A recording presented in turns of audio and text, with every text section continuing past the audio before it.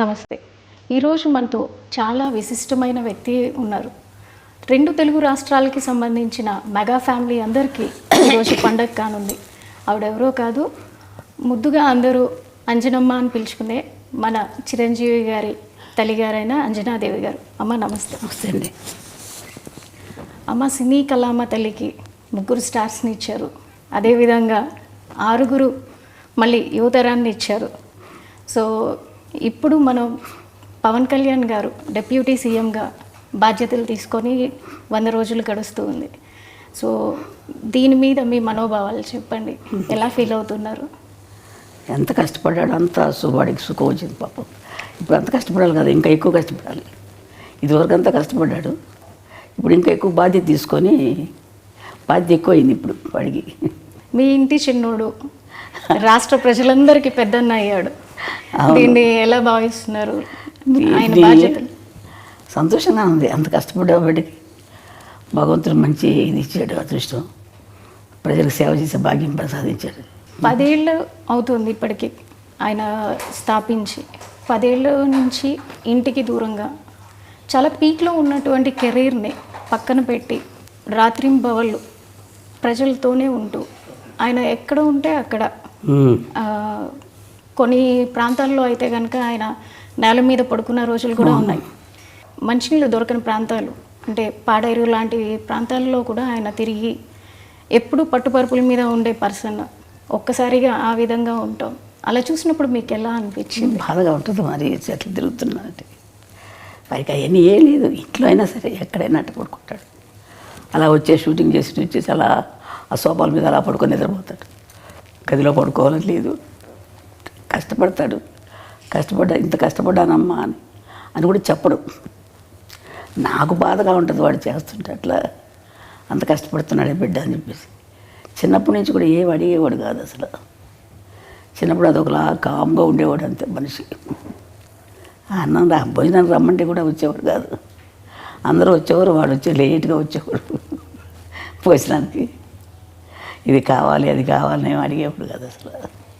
మీకు చేతి వంట ఏది ఇష్టం ఆయనకి? వాడికి పలావ్ ఇష్టం. పలావ్ ఇష్టం తింటాడు.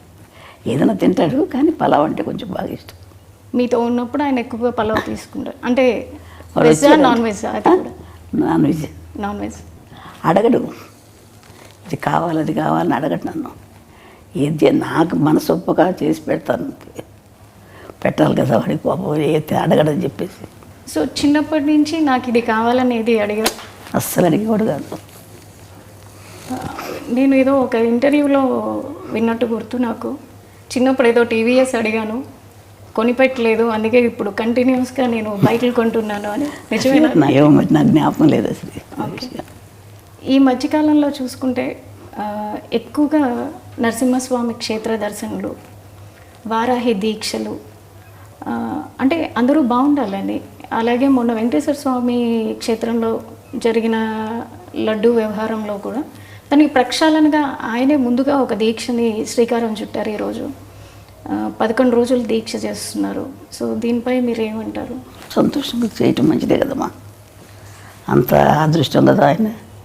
వెంకటేశ్వర స్వామి దీక్ష తీసుకుంటున్నాడంటే వాడికి ఎప్పుడైనా ఇట్లా దీక్షలు తీసుకోవడం అలవాటు అయిపోయింది చిన్నప్పటి నుంచి కూడా. అయ్యప్ప స్వామి మాల వేసుకుంటాడు. నాకు నేను వెళ్దామంటే ఒకసారి నేను వెళ్ళాలి నాన్న అని చెప్పంటే నా కోసం అయ్యప్ప స్వామి మాల వేసుకున్నాడు. దర్శనం చేసుకొని వచ్చాము. వాడికి ఎప్పుడు చేసుకోవాలన్నా ఇష్టం పాప మా పైకి. సో చిన్నప్పటి నుంచి ఆయనకి దైవభక్తి. అలాగని దేవుడి దగ్గర ఊరికి దండాలు పెట్టేసి పూజలు ఏం చేసేవాడు కాదు. వాళ్ళ నాన్నగారు పూజ చేసినా కానీ ఏదో కాస్త ప్రసాదం తీసుకునేవాడు తప్ప వాడందరికీ వాడు ఎక్కువ పూజలు చేసేవాడు కాదు. ఇప్పుడు కొంచెం పెద్ద అయ్యాక తను పూజ చేసుకుంటున్నాడు. యోగ నరసింహస్వామి గుడి అని విన్నాము. పవన్ గారి అన్నప్రసన్న కూడా అక్కడే జరిగిందని. అక్కడే జరిగింది. దానికి సంబంధించి వివరాలు చెప్తారా? మేము తిరుపతి దర్శనానికి వెళ్ళాం. నేను మా వారు మిగతా పిల్లలందరూ తీసుకొని వెళ్ళాను. వెళ్తే అప్పటికి 6 నెలలు కరెక్ట్గా జరిగింది. ఆ రోజుకి వచ్చింది. 6 నెలలు వచ్చింది కదా, ఇక్కడే అన్నప్రాసన చేసేద్దాం అనిపించింది నాకు మనసులో. ఆయన దగ్గర ఎప్పుడూ ఒక కత్తి ఉంటుంది. ఈయన పోలీస్ ఆయన కదా కొంచెం అవును. Police department. అందుకే ఆయన చిన్న కత్తి ఉంటుంది, ఆ కత్తి పెట్టి ఏదో పుస్తకాలు ఉంటే పెట్టి దేవుడి ప్రసాదం ఇచ్చారు వెంకటేశ్వర ప్రసాదం. ఆ ప్రసాదం పెట్టి అక్కడే యోగ నరసింహస్వామి దగ్గర పడుకోబెట్టేసి చేశాను. చూసి పడుకోబెట్టి ఇక్కడే చేసేద్దామంటే అని అన్నాను ఆయనతోటి, మా వారితోటి. ఇంకా అంతకంటే అదృష్టం ఏముందిలే అని చెప్పి వాళ్ళకి చేశాను. చేస్తే ఆయన కత్తి పుట్టుకున్నాడు. తర్వాత పెన్ తీసుకున్నాడు. ఓకే, అంతే. సో దాన్ని ఎలా చూస్తారు మీరు? కత్తి పట్టుకున్నవారు కాబట్టి దాన్ని మీరు ఎలా భావించారు ఆ రోజున? ఏం భావించాను, చాలా కోపంతో వచ్చిపోతాడు పిల్లడు, ఏదో ప్రజలకి ఏదో చేస్తాడని చెప్పి అనుకున్నాను నేను. అంటే అప్పుడే ఊహించారు మీరు? కత్తి ఏదో చేస్తున్నాడు, కత్తి పట్టుకున్నాడు, ఏదో చేస్తాడు అనుకున్నాను. మరి పెన్ను పట్టుకున్న దానికి ఏమనుకున్నారు? అది చదువు తక్కువే వస్తుంది అనుకున్నాను. పెన్ను పట్టుకు వెనక రెండోసారి కదా చదువు. ఇది కష్టపడి పని చేస్తాడు, ప్రజల కోసం చేస్తాడు, ఏదైనా చేస్తాడు అనుకునేదని. కోపంగా అందరినీ రక్షించడానికి చేస్తాడు అనుకున్నాను. అంటే వాళ్ళ నాన్నగారు బాగా తిరుగుతారండి, ఆయన కూడా పోలీస్ డిపార్ట్మెంట్ కదా, ఆయన బుద్ధులన్నీ ఉన్నాయి ఆయనకి, ఆయన గుణాలే ఉన్నాయి ఈయన కూడా. కొంచెం తిరగటం, కోపం అన్నీ ఉన్నాయి. ఆయన కూడా అట్లా తిరిగేవారు. ఆయన ప్రభావం ఆయన మీద చిన్నప్పటి నుంచి ఉండేదా? చిన్నప్పటి నుంచి వాళ్ళ నాన్నగారితో బాగా ఎక్కువ ఉండేవాడు. అటాచ్మెంట్ ఎక్కువ. లాస్ట్ కదా వాళ్ళ నాన్నగారు లాగా ఉంటాడు, బుద్ధిగా. ఎక్కువ తిండి గురించి కానీ ఎక్కువ మాట్లాడు, మితంగా మాట్లాడతాడు, మితభాషి. అందుకని వాళ్ళ నాన్నకి ఇష్టం ఎక్కువ కంటే ఎక్కువ. అంటే అలాగని వాడి మీద లేకుండా లేదు, వీడు కొంచెం కామ్గా ఉంటాడు ఇంట్లో కూడా, ఎవరితో ఎక్కువ మాట్లాడేవాడు కాదు. మాట్లాడితే మా చిన్నమ్మాయి, లాస్ట్ అమ్మాయి కొంచెం దగ్గర, అందుకని దాంతో మాట్లాడేవాడు ఎక్కువ. చిన్నప్పటి నుంచి పవన్ కళ్యాణ్ గారు పుస్తకాలు ఎక్కువగా చదువుతూ ఉండేవాళ్ళ? ఎక్కువ స్కూల్కి వెళ్ళేది ఒకరే లేదు. కొంచెం ఇంటర్మీడియట్ 10th క్లాస్కి 8th క్లాస్కి వచ్చేటప్పుడు వాళ్ళ అన్నయ్య క్లాస్ మేము లైబ్రరీ ఉంటే, బుక్స్ లైబ్రరీ, ఆ బుక్స్ చదువుకుంటూ ఉండేవాడు, ఎక్కువ చదివేవాడు. ఎందుకు ఎక్కడికి వెళ్తే చదువుతున్నానమ్మా అనుకునేవాడు, అనేవాడు అంతే. ఆ తర్వాత పెద్దయ్యకు కూడా అదే బుక్స్ అదే అలవాటు వచ్చేసింది. ఇప్పటికి కూడా పుస్తకాలు ఇంట్లో పెట్టుకొని, చాలా పెద్ద పెద్ద పుస్తకాలు. వాళ్ళ నాన్నగారు కొంచెం చదివేవారు పుస్తకాలు, అవి వాళ్ళ నాన్నయ్య అలవాటు అయిపోయి బాగా అయ్యి అది ఎక్కువ చదువుతూ ఉంటాడు. తర్వాత నాకు తెలియదు ఎన్ని పుస్తకాలు ఉన్నాయి. మొన్న చూస్తే నేను ఇంట్లో ఇన్ని పుస్తకాలు ఉన్నాయి, ఎక్కడ అవన్నీ చదివి అందుకని ఇంత ఇది వచ్చిందేమో వీడికి ఆలోచన అనుకున్నాను నేను. చిన్నప్పుడే అనుకున్నారా పెద్దయ్యాక ఏమవుతారు అనేది? నేను అంత ఆలోచించలేదమ్మా, ఊహించలేదు ఇలా అవుతారని అయితే అస్సలు అనుకోలేదమ్మా. నేను ఎవరి గురించి నేనేమో అనుకోను, వాళ్ళ అదృష్టాలను బట్టి జరుగుతుంటుందమ్మా. ఇంట్లో ఎక్కువ ఎవరితో అటాచ్మెంట్ ఉంటుంది? చిరంజీవి గారితో. ఆయన చిన్నప్పుడు వాళ్ళ అన్నయ్య బాగా దగ్గర తీసి, ఒక చిన్నపిల్లడప్పుడు ఎక్కువ, ఈ చిన్నప్పుడు కదా ఆయన ఎత్తుకొని ఫోటోలు తీసుకోవడం, వాళ్ళ అన్నయ్య తమ్ముడిని చాలా జాగ్రత్త బాగా చూసుకునేవాడు. తమ్ముడు అంటే పెద్ద ఆయన. అట్లాగే పెద్ద అయినా కానీ వాళ్ళ అన్నయ్య వదిన ఇప్పటికీ వాళ్ళ అన్నయ్య వదినతో అంటే మేము నెల్లూరులో ఉండేవాళ్ళం, మా వారికి జాబ్ అక్కడ. ఇంకా అందుకని మాకు ట్రాన్స్ఫర్లు అయ్యాయి. అందుకని పిల్లలు చదువులు సరిగ్గా ఉండవని చెప్పేసి నేను తీసుకెళ్ళిపోతానమ్మా అన్నాడు మా పెద్ద అబ్బాయి. కళ్యాణ్ బాబుని తీసుకెళ్తాను, అక్కడ చదివిస్తానని. అందుకని పంపించాను మెడ్రాస్కి. కళ్యాణ్ గారికి మీరు అన్నప్రసన్న ఇప్పుడే పేరు పెట్టి ఉంటారు కదా, చిన్నప్పుడు పెట్టిన పేరు పవన్ కళ్యాణ్ అయినా? లేదు, కళ్యాణ్ కుమార్ అని పెట్టాం, శ్రీ కళ్యాణ్ కుమార్ అని పెట్టాం. ఆ తర్వాత పవన్ అని ఎవరో పెట్టారంట, నాకు తెలియదు అది. ఇప్పుడు అన్నప్రసన్న చేసినప్పుడు మీరు ఖచ్చితంగా ఏదో సాధిస్తాడు అని అనుకున్నారు కదా. 10 ఏళ్ళు అవుతుంది పార్టీని స్థాపించి. దానికన్నా ముందు ప్రజారాజ్యంలో అన్నగారితో ఉంటూనే అక్కడ యూత్ వింగ్ చూస్తూ అప్పుడు ప్రజల్లోనే మమేకమై ఉన్నారు. అప్పటికే ఆయన సినిమాల్లో ఒక చేస్తున్నారు, కొంచెం ఎదుగుతూ ఉన్నారు. అంటే మళ్ళీ పార్టీల వైపు మొగ్గుతున్నప్పుడు మీరు ఎలా భావించారు? నాకు ఎందుకు ఈ పార్టీలు మనకి సినిమాల్లో చేసుకుంటే బాగుంటుంది కదా అనిపించింది నాకు. అనిపించిన వాడి ఇష్టం, మనం ఏం చెప్పగలం. అవి చేస్తానమ్మా, ఇది చేస్తానని. సో మీరు వాదించారా అప్పట్లో? వాదించలేదు, నేను ఎక్కువ వాదించను అసలు. వాడి ఇష్టం, వాళ్ళు పెద్దోళ్ళు అయిపోయారు, వాళ్ళ ఆలోచనలు వాళ్ళకు ఉంటాయి కదా. మనకు పెద్ద నాలెడ్జ్ ఏముంటుంది, వాళ్ళకున్నంత ఉండదు కదా మనకి మాకు అని చెప్పి నేనేం ఎక్కువ వాదించేదాన్ని కదా. అడిగేదాన్ని, నాన్న సినిమాలు చేసుకోకూడదా, ఎందుకు ఇది మనకి ఇదంటే, ఏం లేదమ్మా అది ఇది అన్నీ చేసుకుంటాను. సో కొన్ని ఇంటర్వ్యూల్లో చిరంజీవి గారు కూడా ఒకానొక టైంలో ఏమైపోతాడో, కళ్యాణ్ గారు ఎక్కువగా పుస్తకాలు చదవడం, ఎక్కడన్నా ఏదైనా చిన్న అన్యాయం జరిగినా దాని వైపు ఆయన మొగ్గు చూపడం, ముందు దూకుతాడు దాన్ని. అది చూసిన తర్వాత నేను ఒకానొక టైంలో ఎక్కడ ఒక రెబల్ అయిపోతారో అని భయపడిన రోజులు కూడా ఉన్నాయి అన్నారు. సో మీరు కూడా అట్లా ఏమన్నా? నేను లేనప్పుడు దగ్గర లేను, మేము నెల్లూరులో ఉండేవాళ్ళు, మాకు తెలియదు, అది వాళ్ళ అన్నయ్య తెలుసు. సో ఇప్పుడు ఎట్లా చూస్తున్నారు అంటే ఈ 10 years ఫ్యామిలీని వదిలేసి ఆయన ఉండి కష్టపడి ఇప్పుడు డిప్యూటీ సీఎంగా ఉండి వచ్చిన వెంటనే ఆయన మార్క్ ఎక్కడైనా చూపిస్తారు. మొన్న వరదల్లో చూసుకుంటే కనుక వచ్చిన రోజే ఆయన వచ్చిన వెంటనే ఇమ్మీడియట్ యాక్షన్ చూపించారు. వచ్చాను, తను పని చేసుకున్నారు. అట్లాగే ఎన్నైతే మనకి పంచాయతీలు ఉన్నాయో ప్రతి పంచాయతీకి డబ్బు అందాలన్న ఉద్దేశంతో ఆయన పంచాయతీలకి డైరెక్ట్గా అమౌంట్ని డొనేట్ చేయడం జరిగింది. సో ఆయన మార్క్ ప్రతి చోట కనిపిస్తుంది పొలిటికల్గా. ఇంతకుముందు మీరు చాలామంది రాజకీయవేత్తలను చూసుంటారు, ఇప్పుడు ఆయన చేస్తున్న విధానాన్ని చూస్తున్నారు, అది మీకు ఎట్లా అనిపిస్తుంది? మా అబ్బాయి మంచి పని చేస్తున్నాడు అనిపించింది నాకు. వాడు ప్రజలు సేవ చేస్తున్నాడు, చాలా సంతోషం. ప్రజలకు సేవ చేయాలి కదా, మనకున్నది మనం తింటాం కాదు కదా, నలుగురు పెడితేనే కదా మంచిది, సహాయం చేస్తేనే కదా.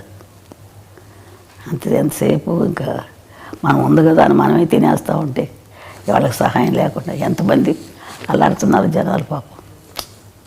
మన పాటికి మన జరిగినప్పుడు ఎంత బాధ కలిగిందో నాకు అసలు అయితే. అది కానీ తర్వాత ఇంకొక ఊరు కేరళలో ఇక్కడ ముందు కేరళలో మైనాడులో అక్కడ తిరిగినా కానీ ఎంత బాధ కలిగింది, ఎంత అల్లాడిపోయారు బిడ్డలు, చంటి బిడ్డలు, వాళ్ళు వీళ్ళు ఎంత బాధలు పడిపోయి ఉంటారు. అదే నేను ఊహించుకుంటే నాకు ఎంత బాధగా ఉంటుందో అనిపిస్తున్నాను. చూస్తుంటాను టీవీలో వార్తలు, చాలా బాధ కలుగుతాము. అలాంటి వాళ్ళకి సేవ చేయాలి, తప్పదు. ఏదో మనకు శక్తి కొద్ది మనం చేస్తే మంచిదే కదా, వాళ్ళకి సహాయం చేస్తే. సెలబ్రిటీగా మీరు అనుకున్నట్టుగా సినిమాలే చేసుకుంటూ ఉంటే ఆయన డొనేట్ చేసి వదిలేయటం జరిగేది. కానీ క్షేత్రస్థాయిలో ఆయనే ఉండి పొలిటీషియన్ అయ్యాక క్షేత్రస్థాయిలో ప్రతి ఒక్కరికి దగ్గరుండి ఆయనే ప్రతిదీ అందేలా చూసుకుంటున్నారు. సో ఈ విధానాన్ని మీరు ఎలా చూస్తారు?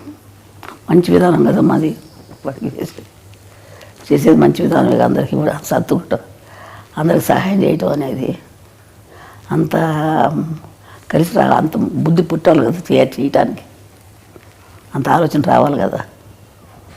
మంచిదే కదా మాకు చేసే బుద్ధి ఉంది. వాళ్ళ నాన్నగారికి కూడా ఉంది కొంచెం బుద్ధి, సేవ చేసే బుద్ధి. కళ్యాణ్ గారి ప్రస్థానం చూసుకుంటే అటు కెరీర్ వైజ్ కానీ ఇటు పొలిటికల్గా కానీ ఆయన మీద వాళ్ళ తండ్రి గారి ప్రభావం ఎక్కువ ఉందనుకుంటున్నారా, లేదా ఇంకెవరైనా ప్రేరేపణ ఉంది అని? ఇంకేం లేదు, వాళ్ళ నాన్నగారి ప్రభావం ఎక్కువ ఉంది. ఆయన ఇట్లాగే దాన ధర్మాలు చేసి సహాయం చేసేవారు, అందరికీ చేసేవారు. అదే బుద్ధి ఈయనకి కూడా ఇచ్చింది కొంచెం.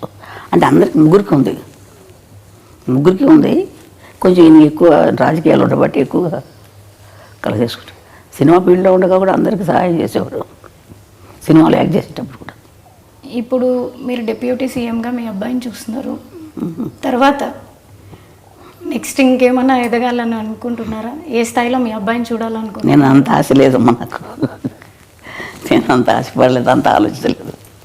దేవుడు ఎలా చేస్తారో జరుగుతుంది అంతే.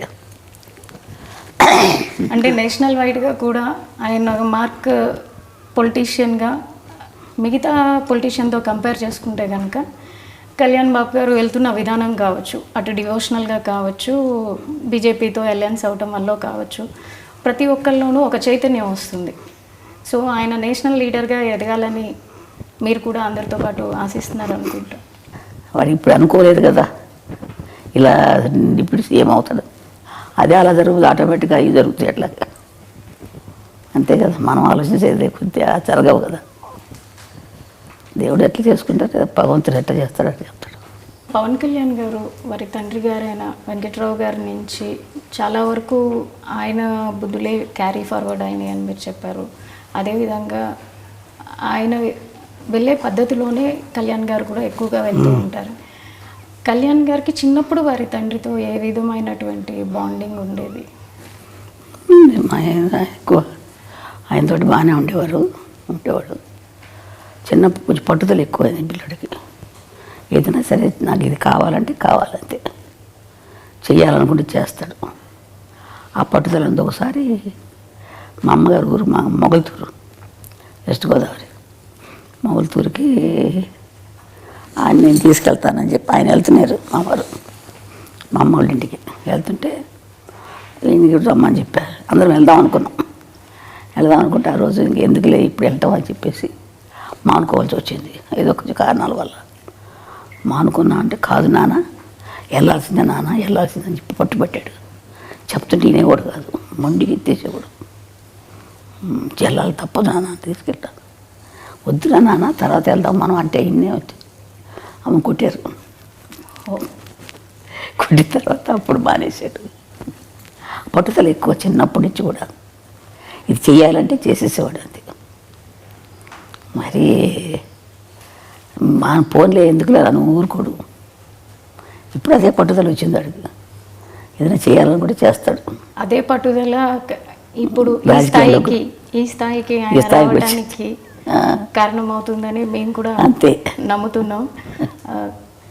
ఇప్పుడు చంద్రబాబు నాయుడు గారు జైల్లో ఉన్నప్పుడు కూడా ఆయన ఫ్లైట్లో రానినప్పుడు బై రోడ్ వచ్చారు. బై రోడ్ ఆపినప్పుడు కూడా ఆయన అక్కడే రోడ్డు మీద పడుకున్నప్పుడు చాలా బాధ కలిగిందమ్మా. ఎందుకు ఈ బాధలేదు మనకు అనిపించేసింది. రోడ్డు మీద పడుకున్నాడు కదా, చాలా బాధ కలిగింది నాకు. ఎందుకు ఈ బాధలు, రోడ్డు మీద అలా పడుకోవాలా అని అనిపించేది. రాదు కార్లలో ఇచ్చేవాడు కాదు, నడిచి వెళ్ళేవాడు. అవును, కానీ సక్సెస్ చూసాక ఎట్లా అనిపించింది? ఆనందం, సంతోషంగా ఉంటుంది. అవన్నీ వాడి కష్టానికి తగ్గ ఫలితం జరిగింది. భగవంతుడు మంచి ఫలితం ఇచ్చాడు అని చెప్పి అనుకుంటాడు. వాడు కష్టపడ్డాడు, మంచి జీవితం ఇచ్చారు. వాడు ఇప్పుడు ఇంకా ఎక్కువ కష్టం ఇచ్చాడు. అప్పుడు కంటే ఎక్కువ కష్టం ఎక్కువ బాధ్యతే కదా. మీరు ఇంకా పవన్ కళ్యాణ్ గారు ఉన్నత శిఖరాలకి వెళ్ళాలని కోరుకుంటున్నారు కదా. ఎవరికైనా ఏ తల్లిదైనా మంచి వృద్ధిలోకి రావాలని ఉంటుంది కదమ్మా. ఏ తల్లిదండ్రులైనా కోరుకుంటారు కదా బిడ్డలు మంచి వృద్ధిలోకి రావాలి. అదేవిధంగా నాకు కూడా ఉంది, బిడ్డలు మంచి వృద్ధిలోకి రావాలి, బాగుండాలని. అదే నేను కూడా కోరుకుంటున్నాను ఆ విధంగా. నేను సరే అమ్మా, థ్యాంక్ యూ సో మచ్. మీ సమయాన్ని మాకు ఇచ్చి తల్లి పవన్ కళ్యాణ్ గారి గురించి తెలియని విషయాలన్నీ మాకు తెలియజేసినందుకు ధన్యవాదాలు. సరే తల్లి.